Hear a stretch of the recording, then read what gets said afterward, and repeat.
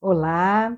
A sugestão de hoje de Na Salita de Leitura é para aqueles que gostam de ler contos. Trago um livro lançado no ano passado, 2025, na 71ª Feira do Livro de Porto Alegre. É o livro de contos Mulher de Outono, da autoria de Jane Tutiquian, editora Alcance. A autora nasceu aqui mesmo em Porto Alegre e mora aqui. Ela é autora de 24 livros, que abrangem contos, novelas e obras infanto-juvenis. E 2 de seus livros foram adaptados para o teatro: A Rua dos Secretos Amores, com Jairo Klein, e Fica Ficando, com Luciana Éboli e Maninha Pedroso. Os contos também foram adaptados para curtas por Elisa Lucas. E ela recebeu importantes prêmios literários, entre eles o Prêmio Jabuti e o Alfredo Cabaça, da Academia Brasileira de Letras. Foi patrona da 57ª Feira do Livro de Porto Alegre. Esses contos, como o nome já revela, são contos que vão retratar condições de mulheres no outono da vida. Segundo a orelha assinada pela Maria da Glória Bordini, professora do pós-graduação em Letras da URGS, as protagonistas revelam seus anseios íntimos, suas vãs tentativas de serem mais do que foram, seus amores desperdiçados ou irremediavelmente perdidos. Não há, entretanto, nas personagens o desânimo ou a pura desistência. Insistem em amar, em importar-se, em abrigar uma borboleta, um louva-a-Deus, em admirar a praia solar e seus multicoloridos banhistas. Enfrentam a si mesmas e continuam. E o leitor vai aprendendo a sentir, emocionado, esses outonos como se fossem seus. Eu vou ler um texto, precisei escolher um dos que não são muito grandes, para não ocupar muito espaço aqui, mas ele também eu achei assim, de uma delicadeza ímpar, muito bonita. Deveria dizer que cada conto vem com uma epígrafe diferente. Não é exatamente uma epígrafe, mas é o nome de um quadro e o nome do seu autor. Este aqui se chama Aquela Estrela, é dedicado para o dado, e a tela aqui da abertura é A Noite Estrelada de Van Gogh. Então vamos à leitura. Eu te conto. Na sua experiência de 6 anos, quando 6 anos significam uma vida e uma outra vida inteira por viver, ele não conhecia a morte. E por que conheceria se a vida era abrir os olhos pela manhã, embromar para sair da cama, comer sucrilhos com leite e ainda com a pasta de dentes na boca, esperar o transporte para a escola? Tudo para ele era divertido. Os amigos, a tia, o futebol. Fazia dos minutos eternas e infinitas novidades. Claro que os bandidos morriam na luta dos bonequinhos de plástico, mas todas as mortes tinham, quando menos se esperava, todas as mortes tinham um tempo. Todos ressurgiam para começar tudo de novo, e ele me provocava falando como gente grande. As coisas não saíram como gostaríamos. Precisamos reforçar nossas nanoarmas. Eu não sabia o que eram as nossas nanoarmas, mas aceitava. Tínhamos mesmo que reforçá-las. Entrei neste mundo sabendo que iria perder sempre. Perdia na luta, no futebol, nas corridas apostadas nos longos corredores do hotel. Perdia na quantidade de palavrões diferentes que podíamos dizer, nas adivinhas. Perdia até nos treinamentos de goleiro que fazíamos com bola de meia em cima da cama. Importavam mais as risadas que dávamos juntos. Às vezes, olhando para ele, fico pensando quando nos tornamos íntimos. Não sei, porque a amizade íntima definitivamente não é dádiva. Não cai do céu, embora ilumine.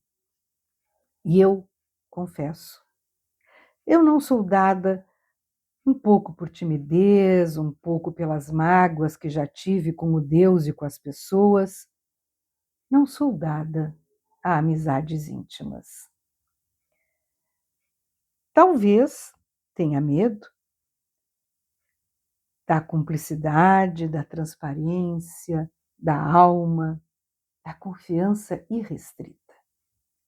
A verdade é que, com ou sem todos os talvez do mundo, nos tornamos cúmplices. Nos conhecemos pelos olhos, por frases que não precisam ser inteiras, por meio sorriso. Possivelmente já éramos íntimos no nosso primeiro encontro. Olha aquela foto, a quarta do álbum.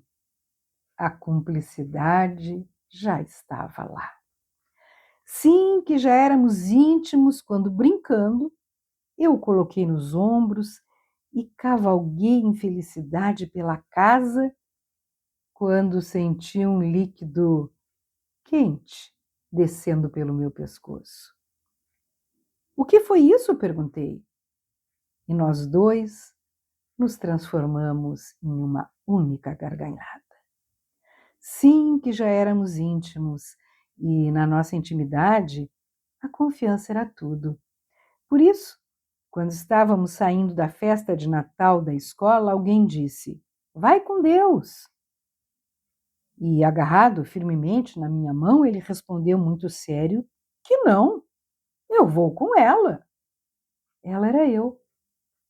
Naquele dia, pensei, no caminho de volta para casa, que confiança é a própria fé e que eu, naquele momento, mais cuidadora do que o Deus dentro daqueles olhos marrons, eu não podia mais falhar.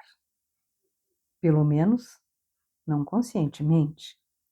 Se perguntassem se somos diferentes, eu te diria com muita tranquilidade que somos muito diferentes. Não porque sou mulher e ele é homem, não porque sou o fim e ele é começo, não porque sou velha e ele ameniza me dizendo antiga. Somos diferentes, sim. Gosto de Coca-Cola, ele gosta de suco de tangerina sem gelo.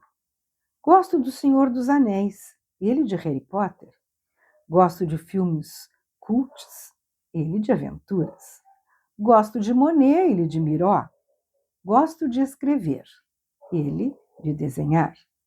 Gosto de literatura, ele de geografia. Gosto do Museu de Orsay e ele do Museu do Titanic. Gosto de Lisboa, ele da Disney. Jogo na defesa, ele no ataque. Gosto de acordar tarde, ele cedo. Mas gosto dele e de tudo que ele gosta, porque simplesmente é assim. Temos um pacto o mais importante de todos: nós nunca vamos brigar, não importa o que aconteça. Podíamos e discutíamos durante todos os jogos, mas brigar nunca. A verdade era o centro do nosso pacto, mas eu te conto. Naquele dia, tudo passava muito rápido na minha cabeça, enquanto ouvia uma única palavra dita assim do nada durante o almoço no shopping. Estrelinha. Perguntei, o quê? Ele repetiu muito sério. Quando tu morrer, tu vai virar estrelinha? Eu respondi surpresa e tentando ser o mais natural possível. Sim. Ele fez uma cara triste, muito mais triste do que eu poderia suportar. Ah, mas aí eu não vou conseguir te ver, ele disse largando o garfo e olhando para o lado, enquanto uma lágrima teimava em cair. Como não? Eu perguntei.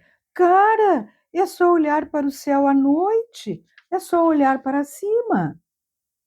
Não vou, não, ele respondeu, visivelmente magoado. E eu pensei que morrer seria minha primeira e maior traição. Respirei fundo, tentando ainda ser natural. Por que tu achas que não vais me ver? Fiz cara de surpresa e tudo. Ele disse que à noite tem muitas estrelas no céu e ele nunca saberia qual seria eu. Pronto. Tinha um problema concreto à minha frente. Como mesmo ele saberia? Razão, razão, razão. Eu me recobrei. Escuta, eu disse. Porque sempre que não sei o que dizer, eu digo, escuta. Olha dentro do meu olho, bem dentro do meu olho. O que eu vou falar é muito sério. Eu prometo que quando eu virar uma estrela, vou brilhar muito, muito, muito. E vou piscar para ti muito, muito, muito. E tu vais saber. Aqui dentro do teu coração, tu vais saber que aquela estrela sou eu. Tu acreditas em mim? Uhum. Fez um beiço esticado, um nariz correndo, um olho lacrimejando. Não bastava.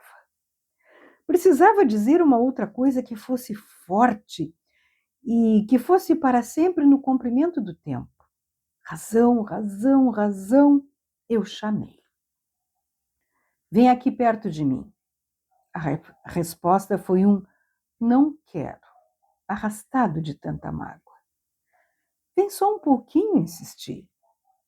Ele puxou a cadeira do outro lado da mesa e veio com passos pequenos e braços esticados, duros. Aquele era o gesto da mais pura tristeza. Tão grave e urgente a situação, não havia o que dizer. Nenhum super-herói que portasse uma nano-arma me salvaria. Nem o melhor drible do Messi me salvaria. Nem se eu cantasse que venho do bairro da Zenha, bairro do Monumental, Grêmio é puro sentimento, somos todos da banda geral.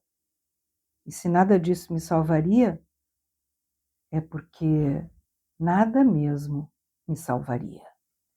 Escuta, olha eu de novo com escuta. Abracei o carinha com todo o sentimento de que fui e de que sou capaz. Ele, que não gostava de abraço, simplesmente se deixou ficar. A cabeça no meu ombro. Escuta, sussurrei no seu ouvido. Eu não vou ser estrela agora. Vai demorar muito, muito, muito tempo. Ah! Ele pegou no meu queixo, puxou meu rosto e jogou em mim o marrom iluminado dos seus olhos. Foi a vez dele me abraçar. De repente, ganhei o infinito na brevidade de um abraço. E ele saiu correndo, feliz, na direção do Antônio, que vinha chegando com uma bola debaixo do braço. Quanto a mim, Fiquei olhando, porque olhar por ele sempre, quando sempre é, fez e faz parte da nossa cumplicidade. Fiquei olhando invadida pela claridade das estrelas que carrego dentro de mim. Fiquei assim, iluminada, irradiada, certa de que as estrelas que me habitam, neste isto de infinitude, são feitas de puro amor, porque assim será.